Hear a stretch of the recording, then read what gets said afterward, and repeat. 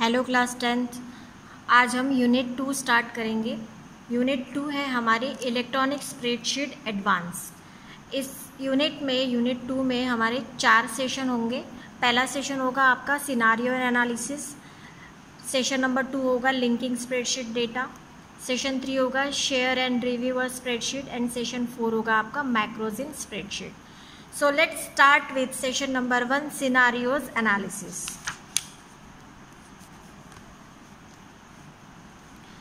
Scenario analysis का मतलब क्या है कि अगर जैसे हमें कोई हमारी सेल्स के बारे में या फिर हमें प्रॉफिट या लॉस के बारे में जानना है कि अगर हम प्राइस हम कम कर देते हैं या प्राइस हम ज़्यादा कर देते थे तो कितना प्रॉफिट होगा या कितना लॉस होगा।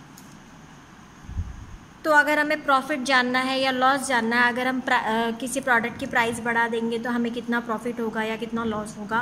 तो ये सभी जो फीचर्स है हम ये स्प्रेडशीट में, ये सिनारियो एनालिसिस में डिफरेंट फीचर्स है। कंसोलिडेट है, व्हाट इफ एनालिसिस है, गोल सिक है, ये सारे ऑप्शन यूज़ करके हमें अचीव करना होता है। So let's start with introduction of scenario analysis. While working with the real bulk of data, managers often need to make a crucial decisions based on a data, such as the data will be impact of a making change or what underlying factors must change to achieve a desired result। यही चीज़ मैंने आपको बताई थी कि अगर हमें इतना profit चाहिए है तो प्राइस हमें कितनी बढ़ानी होगी, कॉस्टिंग हमको क्या करनी होगी, ये सभी का एनालिसिस एक ही देता है। For such crucial analysis, spreadsheet software often provides some tools such as what-if analysis, goal-seek analysis, etc. In this session, you shall learn about the same. Now, let's start with the consolidating data. Consolidating data का मतलब ये है कि यहाँ पे एक example के through आपको बताया है कि डिफरेंट शीट्स में आपका डेटा है और उस शीट्स के जैसे कि एक एग्जाम्पल आपके बुक में है कि डे 1 से लेके तो डे 7 तक का आपका एक्सपेंसेस दिया हुआ है और वो सभी एक्सपेंसेस अलग अलग ब्रांचेस का है और वो अलग अलग ब्रांचेस का वर्कशीट डिफरेंट प्लेस पर है। Sheet 1, sheet 2 and sheet 3 different place पे। अगर आपको देखना है कि डे 1 का टोटल ब्रांचेस का एक्सपेंसेस कितना है तो उसके लिए हम कंसोलिडेटेड फीचर्स का यूज़ करते हैं।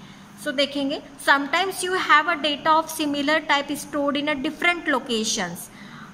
Consider the word different locations, and for a data analysis or decision making purposes, you want the scattered data to be consolidated at a single place। अगर हमको एनालिसिस करना है उन डेटा पे तो हमें क्या करना होगा, उन डिफरेंट लोकेशन के डेटा को हमें एक जगह पे लाके उसको एनालाइज करना होगा। For this purpose open office Calc provides a functionality using which you can consolidate data. This is the definition of data consolidation. Data consolidation is the process of collecting and integrating data. ये एक data को collect करने की और एक data को integrate करने की प्रोसेस होती है from multiple sources, different location से, डिफरेंट सोर्सेज से इनटू अ सिंगल डेस्टिनेशन, एक लोकेशन पे लाना। While applying a specific function such as sum, average, count, max, mean. तो ये हमको ये फंक्शंस का यूज़ करना होता है जब हम कंसोलिडेट करते हैं। तो ये बात थोड़ा आपके समझ में आया होगा कि कंसोलिडेशन एग्जैक्टली है क्या, कि अगर डिफरेंट लोकेशन पे आपका डेटा है तो उसको डिफरेंट लोकेशन से कलेक्ट करना, उसको इंटीग्रेट करना और एक लोकेशन में लाके, एक डेस्टिनेशन लोकेशन में लाके उस पर कोई भी ऑपरेशन जैसे सम करना है, एवरेज निकालना है, काउंटिंग करनी है, तो ये सभी ऑपरेशन हम डेटा कंसोलिडेट में करते हैं। The data consolidation is mostly done to combine similar type of data existing in different sheets of a workbook and store the consolidated data at a different place. Following lines will make it clear which talk about how to consolidate data in Calc. तो जैसा कि अभी मैंने आपको बताया था कि day 1 से लेके तो डे 7 तक का आपका एक्सपेंसेस डिफरेंट शीट्स में अलग अलग ब्रांचेस का स्टोर है। So let's understand this example. To understand the data consolidation, let us consider a workbook with 4 worksheets in it, where sheet 1 stores the expenses of 7 days of branch 1. Sheet 1 में आपका branch 1 का 7 days 1 से लेके तो day 7 तक का expenses है। ठीक उसी तरह शीट 2 में आपका ब्रांच 2 का डे 1 से लेके तो डे 7 तक का आपका एक्सपेंसेस है। सेम वे में शीट 3 में आपका ब्रांच 4 का डे 1 से लेके तो डे 7 तक का एक्सपेंसेस आपका यहाँ पर स्टोर है।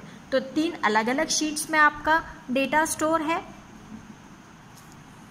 You have to consolidate the data from this sheets in sheet 4। अभी हमको क्या करना है, कंसोलिडेट करना है, लेकिन कहाँ पे, शीट नंबर 4 में हमको लाना है। ये शीट 1, 2, शीट 3 का डेटा हमको शीट 4 में लाना है, कंसोलिडेट करना है। You need to calculate the total expenses of 3 branches. 3 branches का डेटा आपको कैलकुलेट करना है। Use the sum function for consolidation. Sum function आपको यूज करना है कंसोलिडेशन के लिए, तो सम फंक्शन का ही यूज करेंगे। So let's understand the steps how to consolidate the data from the different location. Now first steps is open the document that contains the sale range to be consolidated. सबसे पहले आपको वो document open कर लेना है जहाँ पे आपको कंसोलिडेट करना है।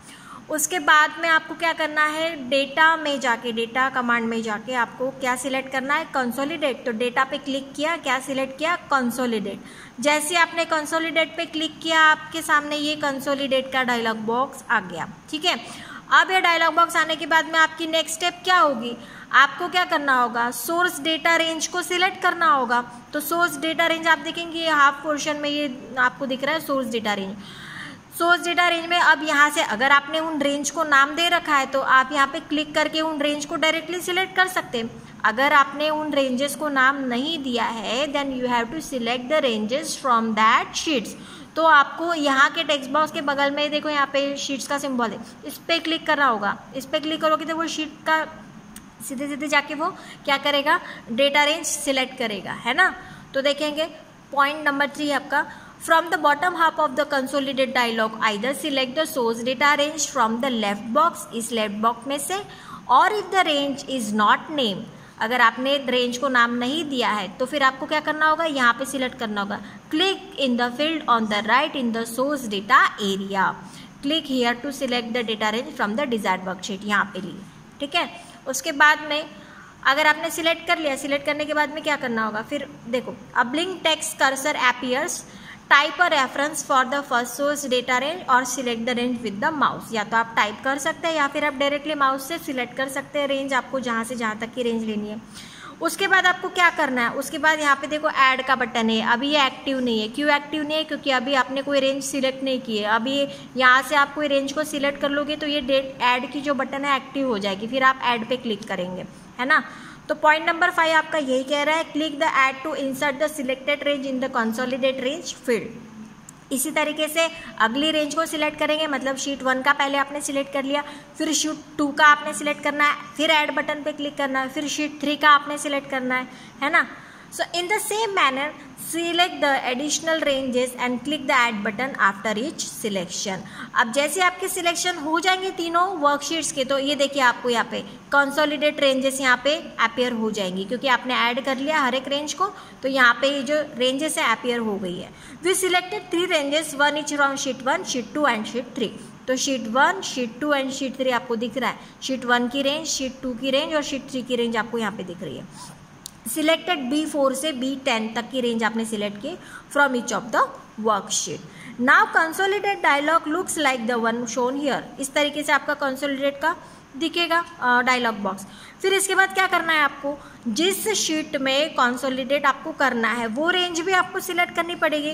तो आपको नीचे यहाँ पे दिख रहा होगा कॉपी रिजल्ट 2। कॉपी रिजल्ट 2 में से आप क्या करेंगे, जिस रेंज में आपको वो डेटा चाहिए है कंसोलिडेट करके सम करके चाहिए है, तो वो रेंज हम यहाँ से सिलेक्ट कर लेंगे, है ना। The result will be shown in this cells onward. इन सेल्स में आपका रिजल्ट शो होगा, ठीक है। तो आपने ये कॉपी रिजल्ट का रेंज भी सिलेक्ट कर लेना है। आफ्टर दैट क्या करना है, यहाँ से ये ऊपर वाले पोर्शन में आपको देखो फंक्शंस दिख रहा है। फंक्शन में से यहाँ पे क्लिक करेंगे तो नंबर ऑफ लिस्टिंग फंक्शंस हो जाएंगे, जैसे सम है, एवरेज है, काउंट, मिन, मैक्स है, वो सभी आपको शो होगा। तो आपको सम करना है इसमें, तो आप क्या करेंगे, सिलेक्ट सम को सिलेक्ट करेंगे और ओके कर देंगे। तो आगे की स्टेप को हम देखेंगे। Now the point is 7. Now specify where you want to display the result by selecting a target range. अभी वही बताया था, जहाँ पे आपको रिजल्ट चाहिए तो वो टारगेट रेंज आपको सिलेक्ट करनी होगी from the copy result box. Copy result box है ये नीचे वाला, है ना।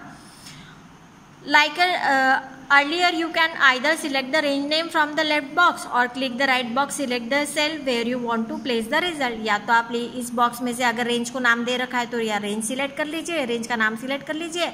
अगर नाम नहीं दे रखा है तो आपको यहाँ पे रेंज डालनी होगी, या तो टाइप करके डालिए या फिर सिलेक्ट कर लीजिए उस सेल उस शीट में जाके. उसके बाद में पॉइंट नंबर 8 है, from the top of the consolidate dialog select the function from the function box. यही चीज़ आपको बताई थी कि ये फंक्शन है, आपको यहाँ से सिलेक्ट करना होगा फंक्शन बॉक्स. फंक्शन बॉक्स पर क्लिक करेंगे तो ये देखिए नंबर ऑफ फंक्शंस आपके लिस्टिंग हो रहे हैं यहाँ पे, है ना. ये फंक्शंस आपको सिलेक्ट करने हैं इनमें से.